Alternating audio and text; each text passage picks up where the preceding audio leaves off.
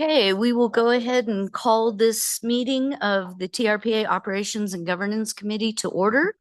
The date is Wednesday, December 17th, and the time is 8:37, 6, 8, 9. It's after 8:30. Maria, will you please call the roll? Ms. Bennett. Mr. Bass. Here. Ms. Gustafson. Here. Ms. Hill. Ms. Lane. Here. Mr. Rice. Here. Madam Chair, we have a quorum. Great, and it's great to see so many of the committee members here in person. Good to see everybody. Happy holidays. Special welcome to Ms. Bennett, who I believe is here on behalf of Mr. Aguilar. Is that correct? That is correct. Well, welcome. We're really happy to have you here. I would like to go over the remote and in-person meeting rules for the day. Remote committee members. We don't have any remote committee members, do we? Ms. Hill is not on, no. If you're viewing the webinar on a personal computer in the room, please ensure that your microphone and speakers are turned off to prevent audio feedback. Members of the public who have joined us in person, please raise your hand at the appropriate time for public comment. You will be called on to speak in front of the room. Committee members who are in person, please raise your hand if you wish to comment. State your name and speak clearly into the microphone in front of you. If you're viewing the webinar on a personal computer, please ensure that your microphone and speakers are turned off to prevent audio feedback into the room. The first item on our agenda is public comment for any items listed on the agenda. Any member of the public wishing to address the committee on an agenda item, please raise your hand now or in person by clicking on the raise hand button at the bottom of your Zoom screen or by dialing *9 on your phone. You will be called on and unmuted by a TRPA staff member. Are there any members of the public in the room that would like to address the committee at this time? Okay, seeing none, we'll ask if there are anybody online that would like to speak to any item on the agenda. Madam Chair, we have 2 hands raised to make public comment. First, Steve Teixeira, please go ahead and address the committee. Welcome, Mr. Teixeira. Thank you, Chair Lane. Thank you, Maria, and welcome to all the committee members today. My name is Steve Teixeira. My company is Sustainable Community Advocates, and I am, among other things, an avid transportation and transit supporter. So for that purpose, I am addressing item 6 on your agenda this morning, the authorization approval of the 25-26 State of Good Repair project list for the Tahoe Transportation District and TART, the Tahoe Truckee Regional Transit System, and the authorization of the allocation of 25-26 Transportation Development Act funding from California for TTD, TART, and TRPA. This is also item 3 on your governing board consent calendar later today, and very much appreciate your support at this committee level. Thank you. Thank you, Mr. Teixeira. Next, we have Ann Nichols. Ann, please go ahead and address the committee. Welcome, Ms. Nichols. Thank you. Good morning. Happy holidays. Speaking for North Tahoe Preservation Alliance, your audited financials and current year budget, had a good record or a good review, but they expose a structural conflict. The agency increasingly relies on development-related fees and project activity to sustain a 30 million plus a year operation, while simultaneously acting as the regulator charged with objectively reviewing the same projects. How much development and how many fees are required each year just to keep TRPA's budget whole? I asked this last month, but nobody's responded. That question goes to the heart of whether TRPA can remain an independent regulator for the environment. Thank you. Thank you, Ms. Nichols. Are there any other public comments online? No other hands raised, Madam Chair. Okay, thank you. We'll go ahead and close public comment and we'll move on to approval of the agenda. Are there any changes by staff? No changes. Mr. Cox? Ms. Reagan? Okay, thank you. Then we will deem the agenda approved. We're now on item number 3, approval of the minutes. We have a draft set of minutes from November 19th, starting on page 13 of our packet. Does any member of the committee wish to make a change? No? Okay, seeing nobody. And Maria, if you would just let me know if anybody on the committee pops in online. Otherwise, we'll just stay in the room. Okay, I will entertain a motion to approve the minutes. Thank you, Mr. Rice. There's a motion. Any further discussion? All those in favor say aye. Aye. Any opposed? Okay, thank you. That brings us to agenda item number 4, which is discussion and possible recommendation for approval of the November financials. This information can be found beginning on page 43, and I will turn this over to Mr. Cox. Good morning. Thank you, Madam Chair. Chad Cox, TRPA Finance Leader for the record. So a couple of highlights. We'll kick off. First, I wanted to thank our finance team, Kathy Salisbury, and our grants managers for working through the audit. We got that completed. We're going to bring that to you here shortly in the next item, but I just wanted you to know that it was a big team effort and wanted to thank them for the time spent. Couple other highlights. There was another 25 basis point interest rate reduction that the Fed did in December. So we're down to the Fed funds rate is 3.5 to 3.75%. So that's continued to reduce, and we'll go through a treasurer's report in January, and I know I'll cover that in an upcoming item as well. But just wanted to give you a heads up. I'm sure you're all aware of that, but that's something that we continue to keep an eye on and review as we're going through our cash flow and our investments on a monthly basis. So update there.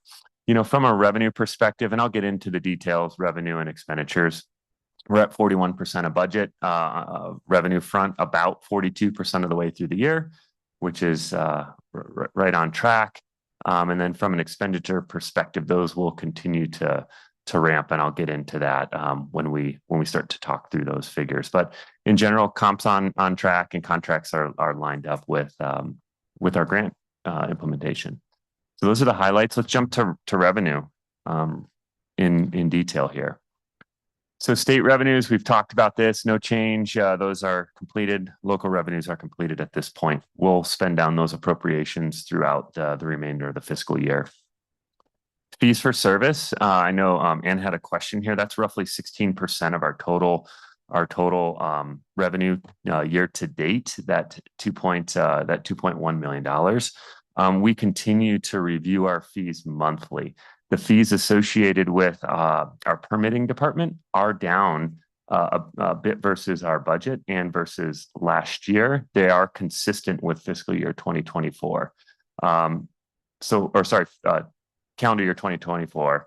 So we're continuing to look at those. We're continuing to consider costs and be smart in the way that we spend to make sure we don't end up in a position where we're spending more than the income that's coming in to cover it.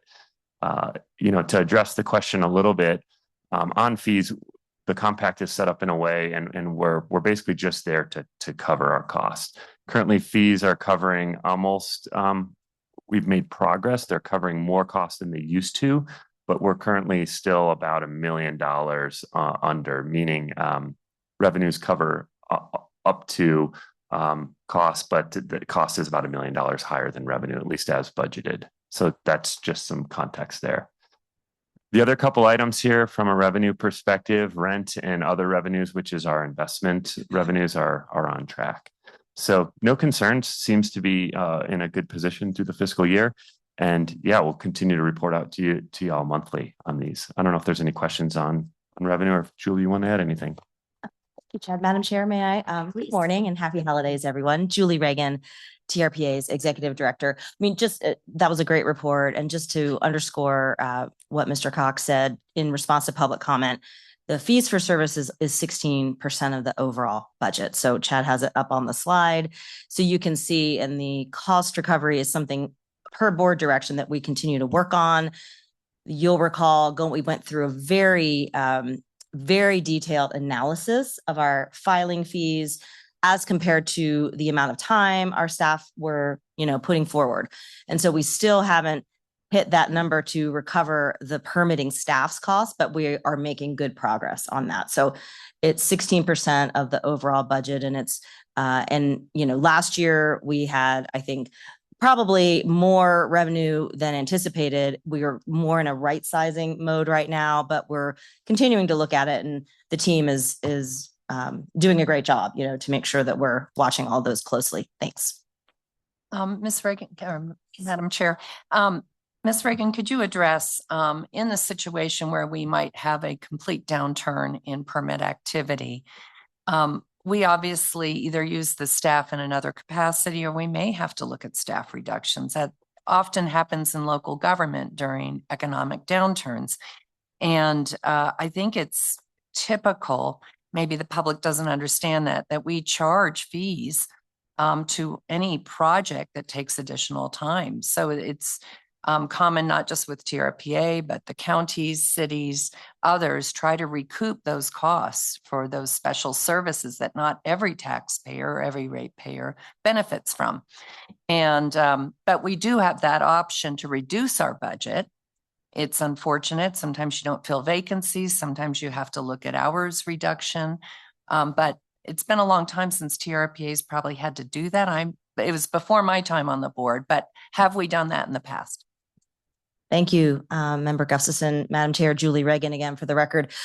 Thank you for raising that. Yes, with all the talk of recession in the last year or two, even more, we have been having those discussions. It's been a long time. I was very involved in managing through the recession of the agency, 16, 17, 18 years ago. And it was very difficult. We did reductions in force. We did furloughs every other Friday. We did voluntary furloughs to reduce, expenses to payroll.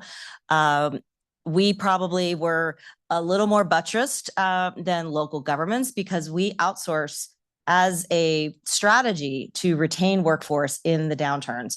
So we actually have consultants that we can reduce contracts and try to keep the work in-house, reassign positions, take longer to fill positions to get any salary savings we can. So we actually, in one of our leadership academy programs that I've mentioned, we did an exercise with our manager staff. Like, if a recession hit tomorrow, what would we do immediately? And so we're already engaging conversations at staff level with people that are on the ground working with the public and within the operations team. So it's a real concern. But hopefully, if you look at our payroll as compared to contract labor, we have a smaller percentage than most local governments. That gives us a little bit more of a buttress from these downturns, but it's a real concern and something that we monitor closely.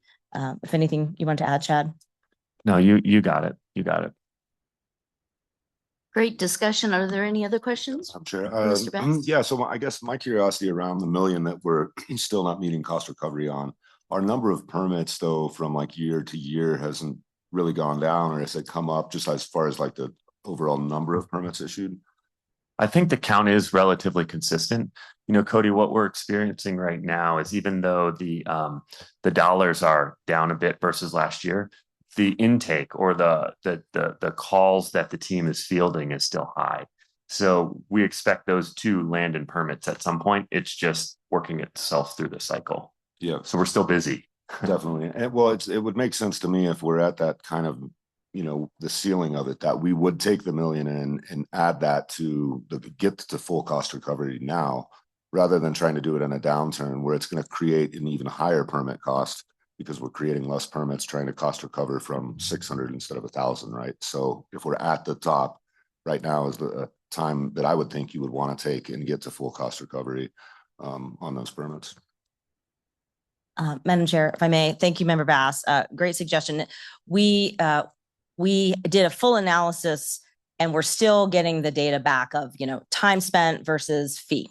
So we are bringing back another look at that in the new year, and so we'll keep working on it. But I will mention, we did for many years not increase filing fees coming out of the recession, and it got us behind. And so I really appreciate this board's leadership to give us a direction. do this annual inflationary look. You all took action in October to raise filing fees across the board for 3% to account for inflation, so that we don't dig ourselves a deeper hole than we already are in. So appreciate the suggestion, and we'll bring that back. And then the only other question I had on just on grants, it looks like we're like $1 million in the red on the grants. Is that just that we haven't received it, and is that federal or? Correct. So we've had our contract expenses come in as we've implemented this quarter. Those invoices will go out to the funders in January for the second quarter. So you get kind of ongoing implementation cost in, and then we invoice the funders on a quarterly basis. So that sometimes lags a month or two. We did catch up another $500,000 of invoicing this month, and then so you guys will see that grant number spike up in probably in February when we look back at the January invoicing. So it's typical. Thanks. Great questions. Good discussion. Thank you. Other questions? Okay. Great.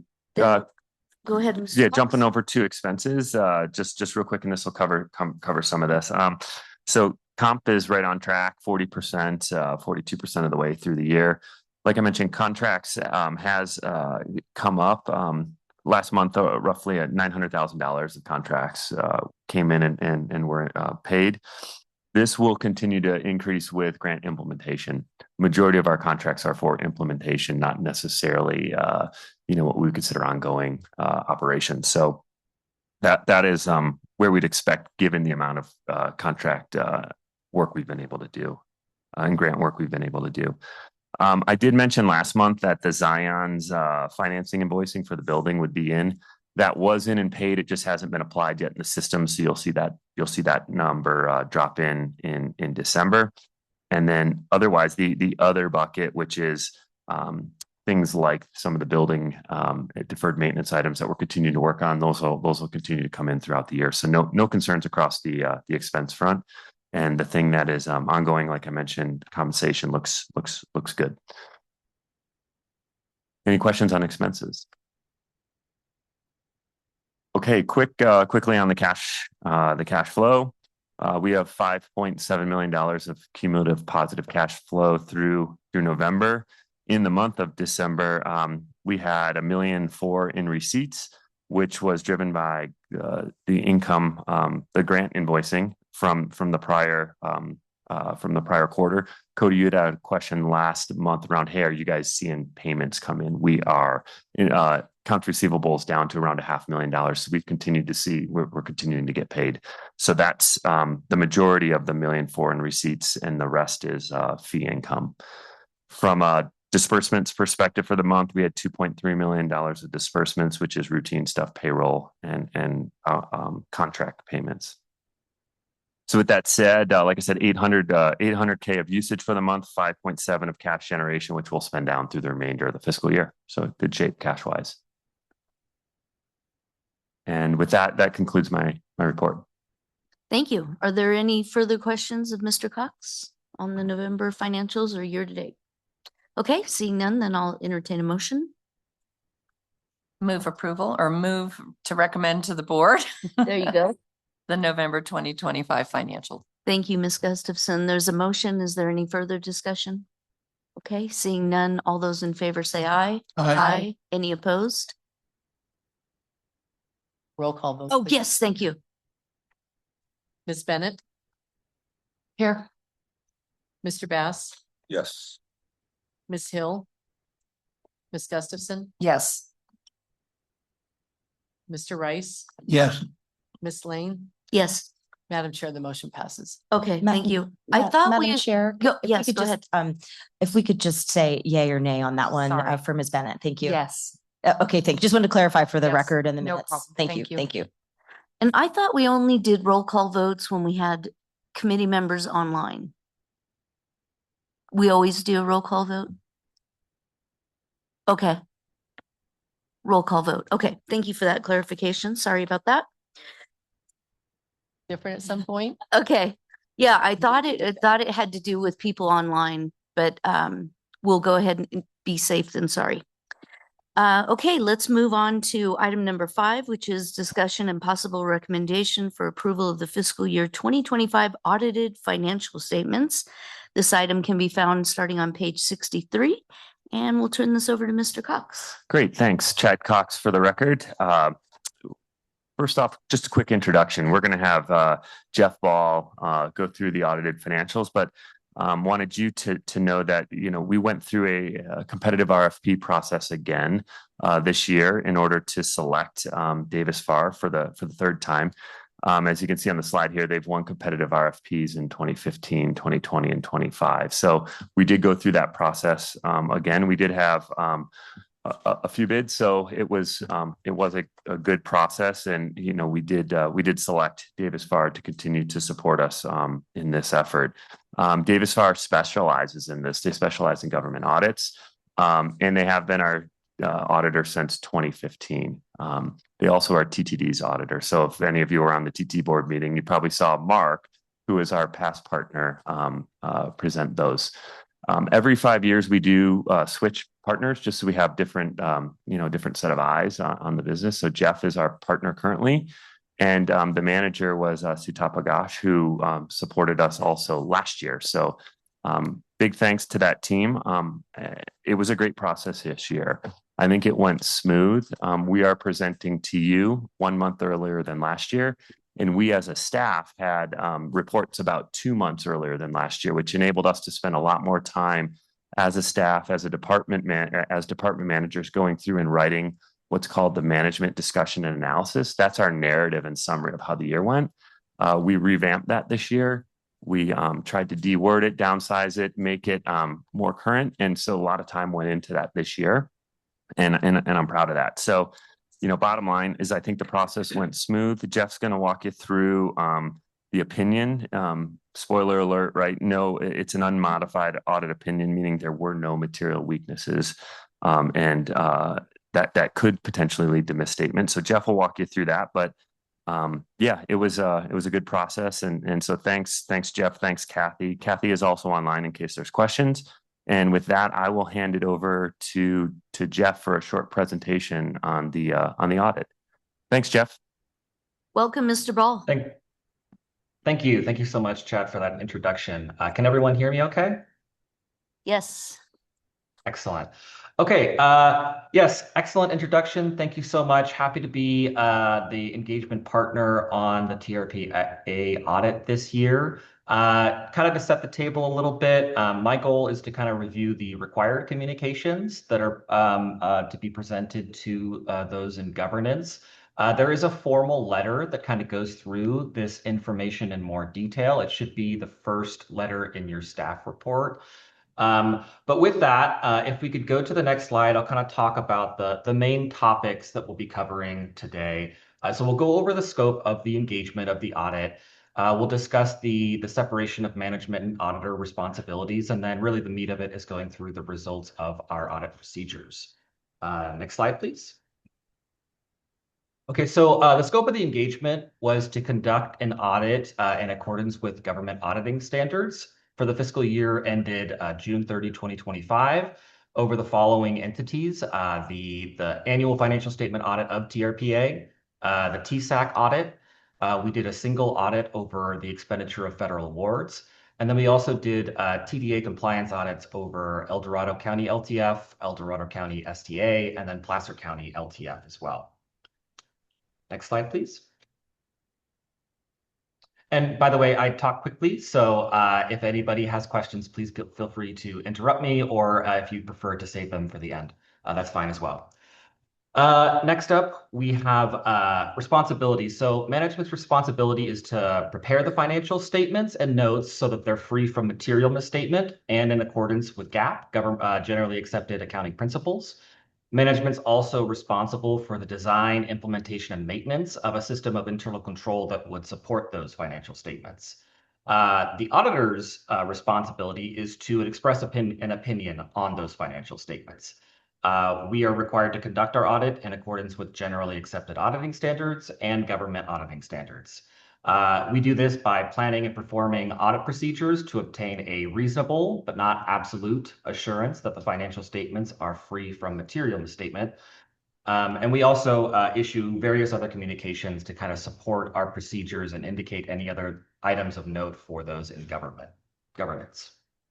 All right, next slide, getting into the audit results. So as Chad had mentioned, we issued unmodified or clean opinions in all cases under the scope of the engagement.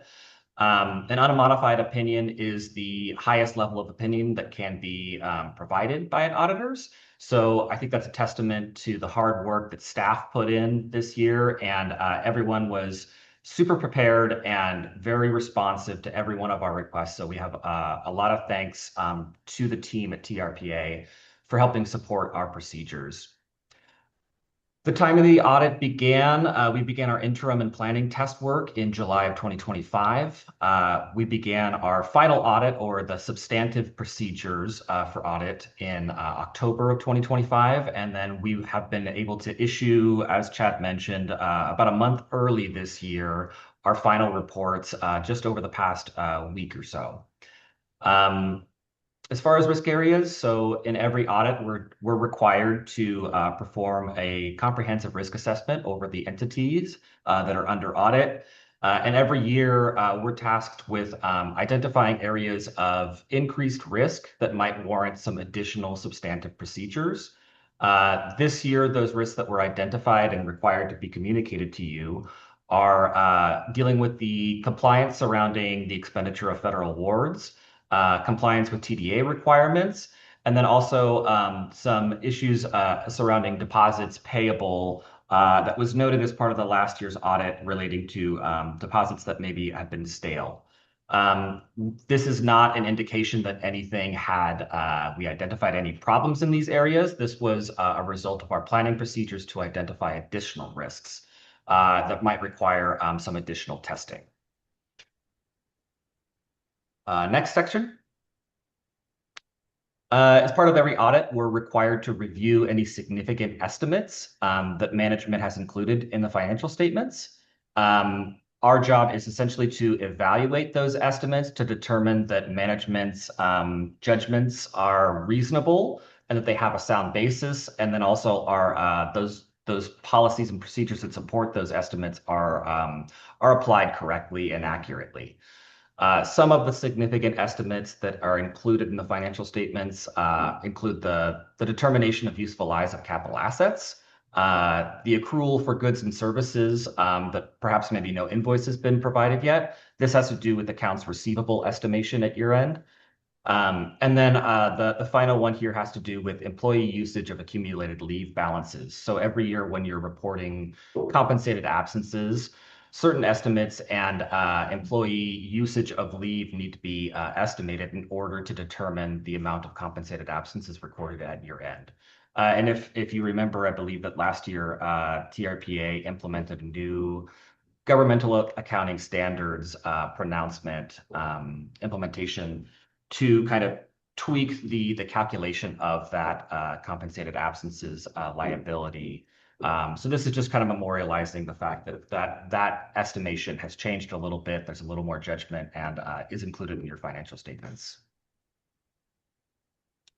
Continuing on. These are a few other of our required communications. They are included in more detail in the letter that I mentioned, but we'll kind of go through point by point here to talk about some of these things. We encountered no significant or unusual transactions as a result of our procedures. We did not have any difficulties with management. Working with Chad and Kathy this year was really, really smooth, and we really appreciated all of the input and the time and the effort that went into making this a really smooth audit. We did note one uncorrected misstatement. Uncorrected misstatements are items that are essentially deemed immaterial by management, and but it was noted as part of our review that there was an expenditure that was included in the current year financial statements that appeared to have been related to a prior year. We tend to agree that this is immaterial. However, it rose above a level that requires communication to the board. So we have included that in our letter. We did not note any material adjustments or incorrect amounts in our testing of the financial statements. And then finally, the last circle here, we did have one instance of non-compliance. It was associated with the El Dorado TDA testing. Each year, the El Dorado is required to submit their audited financial statements to TRPA within a specified time frame. There was essentially like a 1 day late kind of issuance.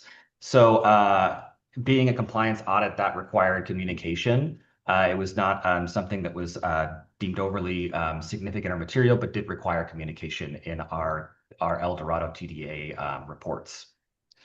And then finally, another required communication had to do with the consultation of other accountants. Occasionally, organizations will hire outside accounting firms to help support either the financial statement preparation process or the audit process.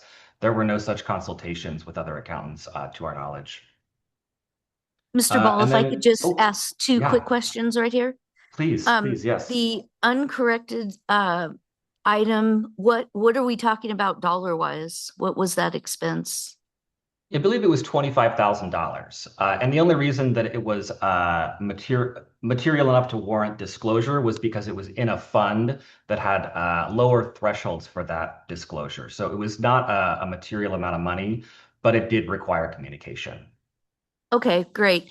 And then with regards to El Dorado County, this is every year is a problem because the deadline for El Dorado doesn't line up with the deadline for TRPA. So can somebody, I mean, can we just correct, can TRPA give an additional week or something so this doesn't every year show up in the audit? Yeah, and I mean, I can, and if management wants to chime in, Chad or Kathy, but my understanding is that an extension is granted every year for this for an additional 90 days beyond the normal or the initial deadline. And it's always super close, right? I think that the deadline was the 31st and it was submitted on the 1st. I'm sorry, the 31st of March and it was submitted on April 1st. But I don't know if management wants to add any color to that or not. Yeah, no, thanks, Jeff. Chad here for Chad Cox for the record.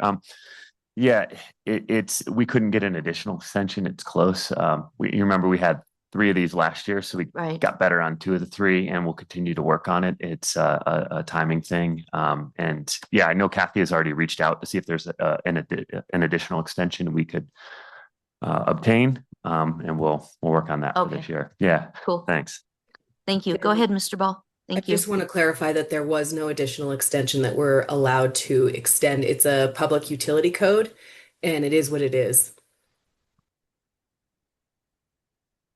Yeah, which I really appreciate. Our auditor is very experienced and well, he follows the word of and I think that when the deadline is the 31st, he won't submit it publicly until the 1st. So it's just really a forever timing thing. And he can be a little bit stubborn. I didn't say that publicly. Go ahead, Mr. Ball. Thank you. Thanks, everybody. And I appreciate the understanding there. It is kind of a compliance issue. And we try to follow the letter of the law on that. So that's why it was required communication here. But it is essentially like about a day or 2 a difference that I think has been happening in the past. Okay, moving on. Just a couple of notes on the single audit results. We did conduct our single audit over the expenditure of federal awards. There was about $9.4 million noted on the CFA this year in federal expenditures compared to just under 6 in the prior year. We identified 2 major programs that warranted deeper substantive testing. That included the Watershed Restoration Enhancement Program, as well as partnership agreements. Neither program did we identify any instances of non-compliance, so everything was clean and by the book, which is, again, another testament to the great work by the staff at TRPA. And then that kind of concludes my kind of prepared and required communications for you all. If you want to hit the next slide there. And what I wanted to do now was just make myself available if anybody had any questions or comments or thoughts or anything that they'd like to add to the discussion. Well, thank you, Mr. Ball, and congratulations to our team, to Kathy and to you, Mr. Cox. I know you said last year that this was a priority, that you wanted to really jump on this a little bit sooner and not be so rushed towards the end and or delayed, and you certainly accomplished that. And, you know, A+. So thank you. Thank you for your work. Any questions of the committee, Ms. Sure, Gustafson? Madam Chair. Chad, my question is for you, and I was looking for the response on the misstatement. It was just the year that it was reported in. Yeah. But are there corrective actions to catch that in the future? Totally. This was an invoice that came in fiscal year 25 for fiscal year 24. So one of the things we do as a staff is we communicate with our vendors. We look at open purchase orders. We say, hey, are there any expected invoices coming in? We did, I think, an increased effort this year with staff to be better at it. We've got a lot more invoices in earlier this year. It's just we had one that landed outside the fiscal year. Yeah. So yeah. Well, I really appreciate that. I mean, the complexity of the federal, the state funding, the various Grants. everything that we're doing takes a tremendous amount of tracking, and what a great job to have only one that was an old invoice that came in after the date. That's amazing. So thank you. Thank you. Mr. Bass? Yeah, I agree. I mean, really great to see just such an in-depth audit and really have no issues with anything. I mean, yeah, that's a small thing, but very easily explained. So I'm curious though, and this may be for Mr. Ball, and I'm just wondering why Placer County, El Dorado County, but we didn't have any Nevada counties that were reviewed or looked at or audited for funds from Nevada. And I'm just wondering, is there a reason for that? And management can help me out here. This is all we were engaged and contracted to do, was for the revenue associated with the El Dorado and Placer counties. But I don't know if Kathy or Chad had comments about the funding in other counties. Yeah, the audits that we're doing for Placer and El Dorado are specific to the Transportation Development Act in California. So those funds only go to operators in El Dorado as TART, and then El Dorado as TTD, and then Placer as TART. So that's what we're auditing there, and there is no Nevada contribution for Transportation Development Act that we're needing to audit. Got it. Okay. And then my other question is with the TDA compliance, and it may have been answered with El Dorado County having this 1-day issue, but was there other issues that we saw within the compliance of us and TDA funds for California, or was that the only? Yeah, that was the only issue. Okay, great. Thank you so much. Thank you. Other questions? Okay, seeing none, then we'll entertain a motion. Sure. I'll move approval of the audited financial statement. Thank you, Mr. Bass. There's a motion. Is there any further discussion? Okay, seeing none, we'll do a roll call vote. Ms. Bennett, Yes.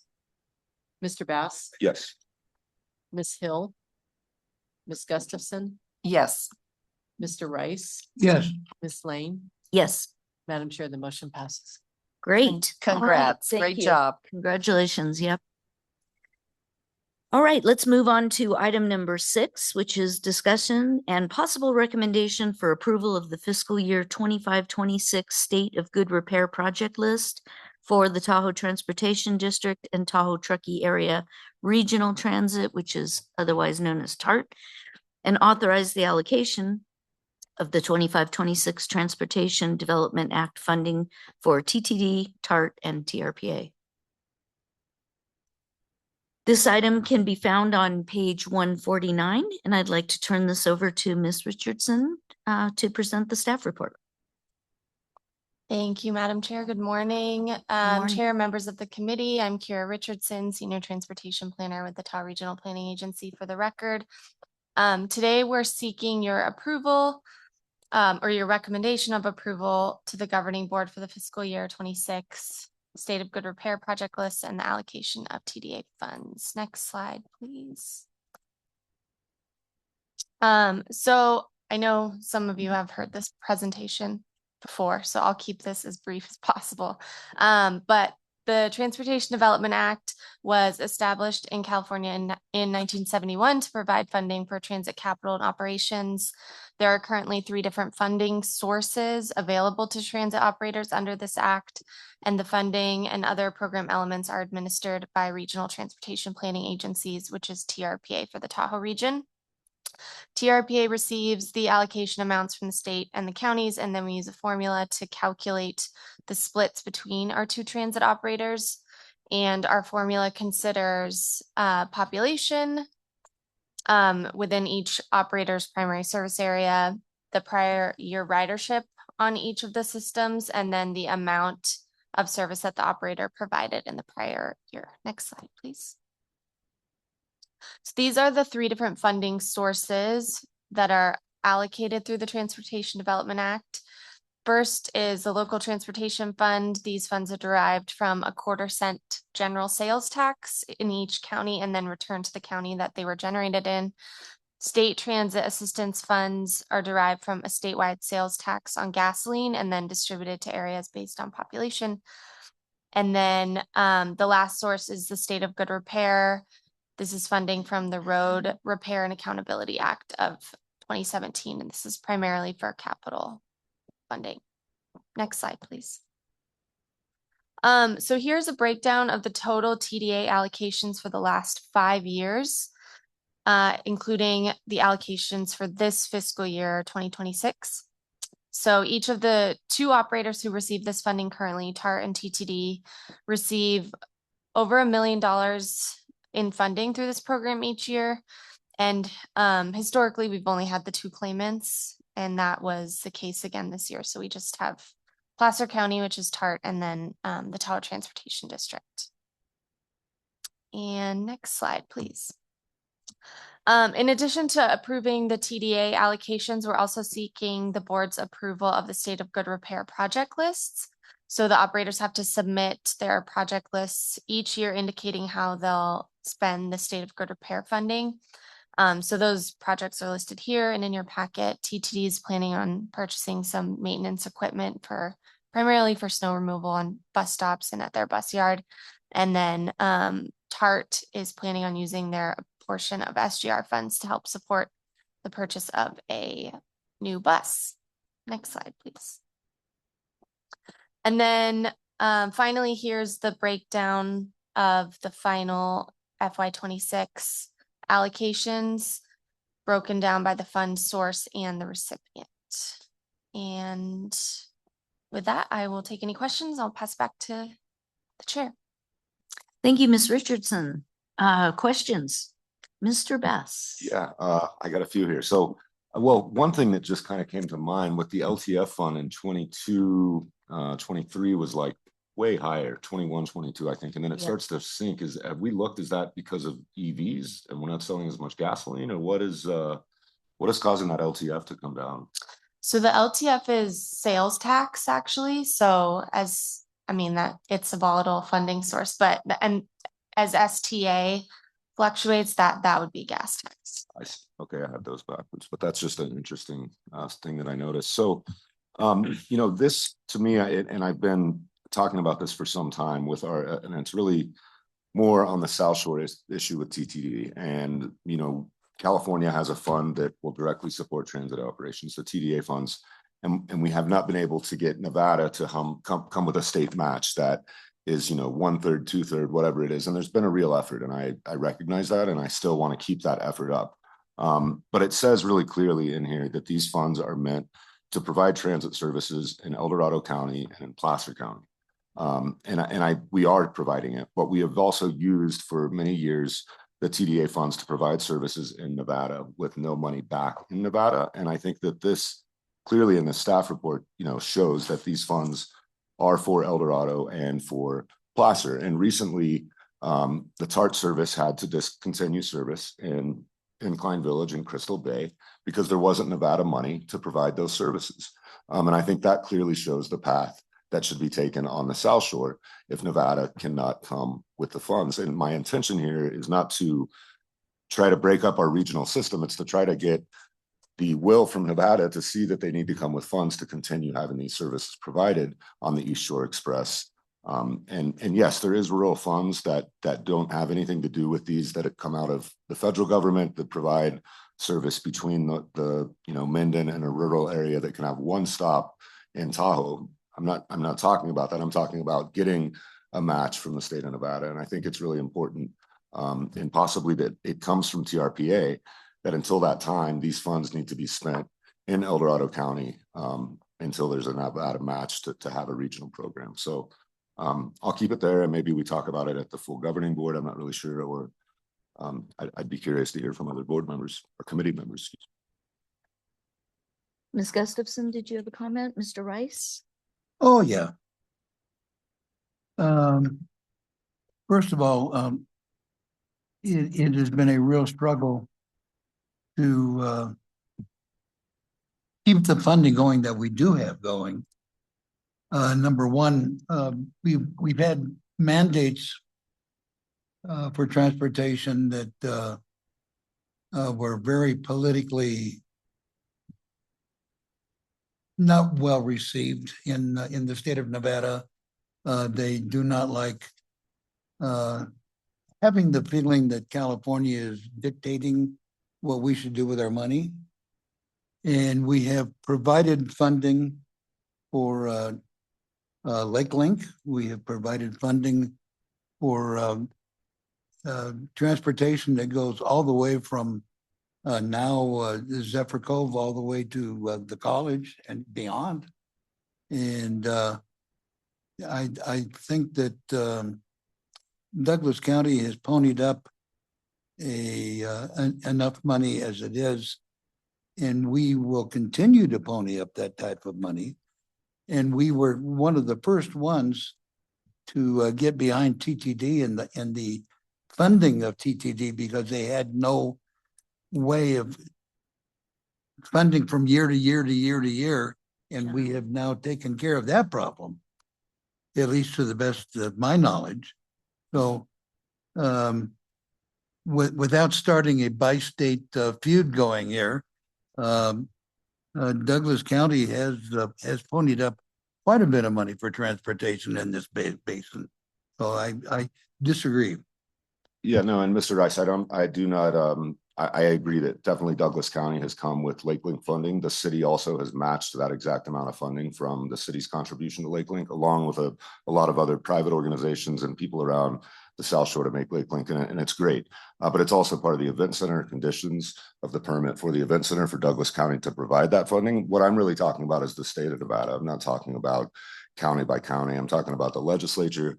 We went to the oversight committee. I think there was a lot of will at that time to possibly see some state funding for directly transit operations. But to date, there's never been a dollar from the state of Nevada to support that. And so I'm not talking about the county commissioners. You guys are definitely supporting transit, and my hat's off to you. I'm really talking about the legislature and the state.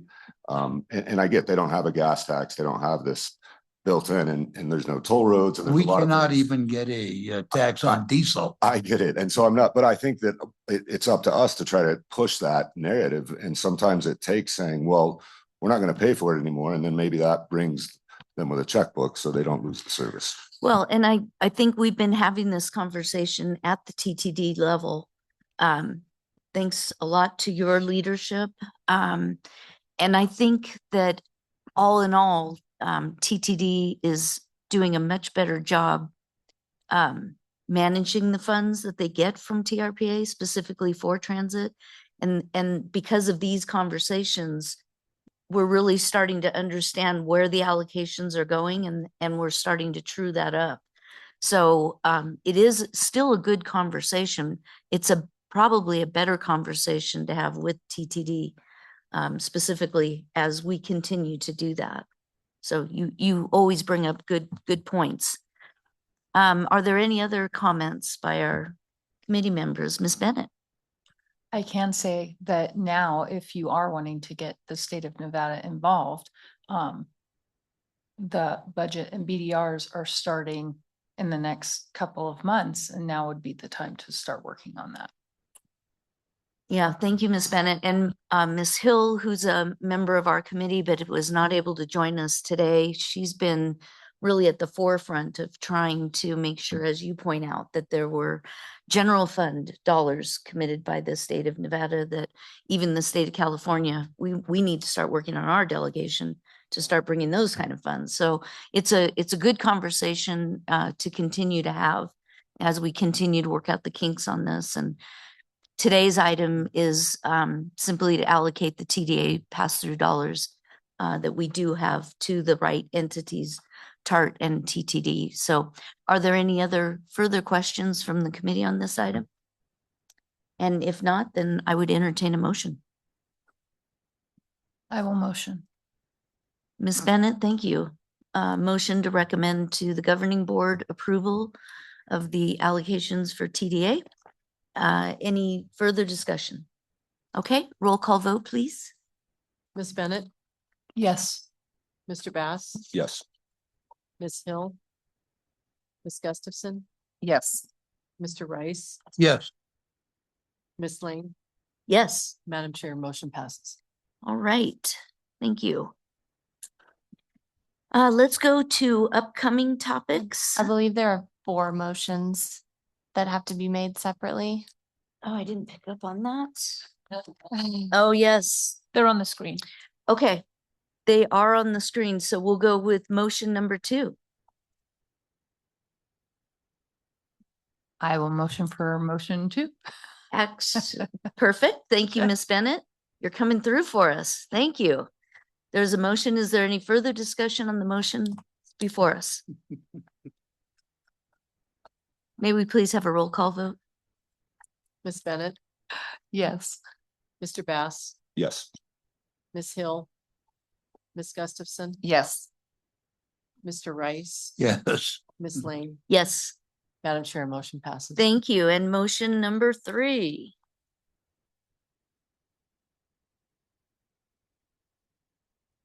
Good repair projects, yeah. I will motion for the good repair, motion 3. Thank you, Ms. Bennett. Is there any further discussion? Okay, roll call vote, please. Mr. Bass, Yes. Ms. Bennett, Yes. Ms. Gustafson, Yes. Ms. Hill, Mr. Rice, Yes. Ms. Lane. Yes, Madam Chair, motion passes. thank you. And we'll have motion number 4, please. Ms. Bennett, are you gonna fill it out Yes, here? yes, I'm gonna motion on motion 4. We're gonna do the whole ball of wax today. Thank you. Any further discussion? Roll call vote, please. Mr. Bass, Yes. Ms. Bennett, Yes. Ms. Gustafson, Yes. Ms. Hill, Mr. Rice, Yes. Ms. Lane. Yes, Madam Chair, motion passes. thank you. And thank you, Ms. Richardson, for keeping us on track there. All right, let's go to upcoming topics. This is item number 7, and Mr. Cox. Thank you. So January, we'll be bringing to you a treasurer's report. February, we have the AIS fee update. So Dennis and the team will bring that to this committee in February. And then we get into budget season. So April will start to kick off budget season. In May, we'll bring in an investment update. We'll have Eric from Principal come and talk kind of through our portfolio. And then in June, we'll be coming back to you again for fiscal year 27, if you can believe that budget. So it seems like a long way out, but yep, that's what's up and coming. Depressing. Just flying. Thank you, Mr. Cox. Are there any questions of the committee members? Okay, then we'll go ahead and move on to item number 8, which is committee member comments. Any committee members want to bring anything to our attention at this time?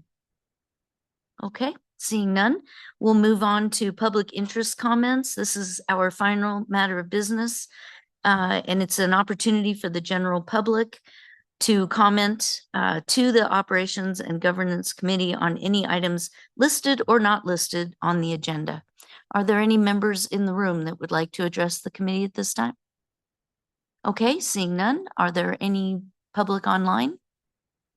Madam Chair, we have one hand raised. Okay, And Nichols, go ahead and address the committee. Welcome back, Ms. Nichols. Thank you so much, Ann Nichols, North Tahoe Preservation Alliance. It would be great if Chad or Julie could give us a list of the number of permits issued each year for like the last 5 years. And just then we could kind of compare it with the budget and see how many you really need to support 30 million a year in expenses. I mean, it would just be very interesting. I hope they will do that. Thank you. Thank you, Ms. Nichols. Is there anybody else online? Madam Chair, there are no other hands raised. Okay, then we'll go ahead and close public comment and we'll entertain a motion to adjourn. So moved. Thank you. Any discussion on the motion? All those in favor say aye. Aye. Any opposed? We're adjourned.